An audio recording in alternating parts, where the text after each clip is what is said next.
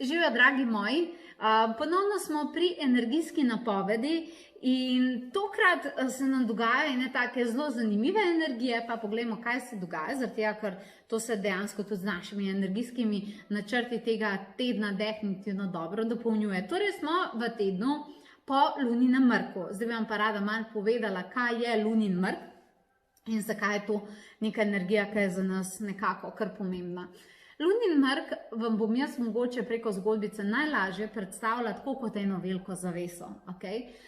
To pomeni, da lunin mrk dejansko predstavlja, da se neke energije spustijo, ker pa je luna dejansko kraljica noči. Je ta zavesa, kakor jo jaz energijsko dojemam, kot nekakšna zavesa, ki je dostikrat mečkan, bom kar rekla, iluzorna. Ko se dogaja lunini mrki, se spustijo neke energije, katere zna človek tako malo težje razložiti, ve pa, da se nekaj dogaja.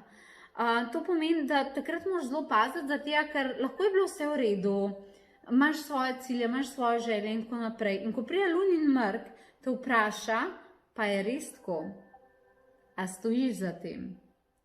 In zdaj, ko se mrk naredi, moraš ti zelo jasno vedeti, da se ponovno vrne svetloba. To pomeni, da v času mrka prihaja do nekega energijskega reseta, kjer se tebe dejansko vpraša, je to res? Si to res želiš? Je to res tvoja pot? Ali morda izbiraš drugi pol? Kaj pa, če izbiraš dvom, strah, glede na vse tvoje lekcije, na stvari, ki so se ti zgodile v preteklosti in tako naprej. Zato je v času mrka, ki je tak mističen, nenavaden, ampak ljudje se v času mrka počutijo različno. En trenutek so hej, in družno, razumeš? En trenutek so vse v redu, družno, da vse bo propadlo, vse razumeš? Tako, zelo se to sproža, a ne? Tako da takrat moraš dejansko, ko je lunin mrk, tudi pomeni, da ko te pride neki težje energijskega preizkusati, mu ti moraš reči, razumem, ti si drugi pol zaradi tega, da vem, kaj je v bistvu vrednost svetlobe. Ti mi prihajaš zaradi tega, da je moja odločnost še bolj jasna, da je moja motivacija na še višjem nivoju.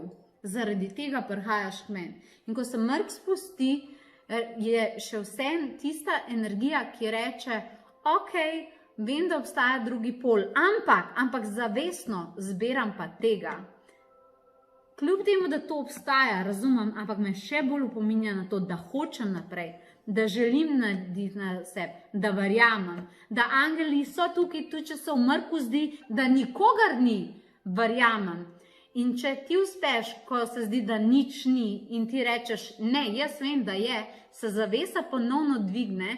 In če je bilo neki mrk in je bilo temno in se zavesa dvigne, tisto, kar je na drugi strani, sveti še močneje, kakor je svetel prej. Razumete, kakšno prispodobo sem vam zdaj povedala? Zato se gre.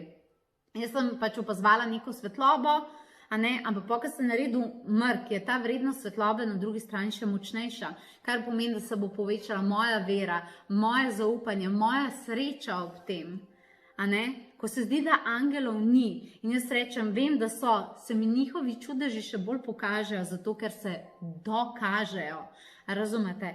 Ta teden se osredotočite na to. Zelo jasno mora biti, kam greste, kaj želite in na tem delati. Vi se odločate zdaj, kaj boste videli.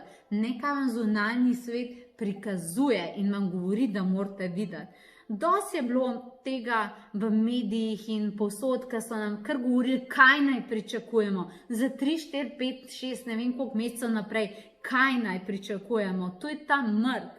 A razumeš? Ne, jaz ustvarjam svojo resničnost, ampak to se zdaj. To se odločam že zdaj.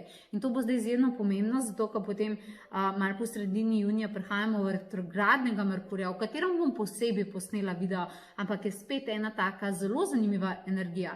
Tako da, ko prihajajo vse te igre in ko je zavesa v gledališču spuščena, jaz ne bom zapustila predstave. Jaz vem, da so zadnji igralci, jaz vem, da se zadnji vse skupaj pripravlja in bodo zaplesali zame. Tudi, ko je zavesa spuščena, moram jaz vedeti, da predstavo, ki bo pozitivna in vesela, pričakujem. In to je definitivno navodilo tega tedna. Zato vam takega tudi želim. Se vidimo.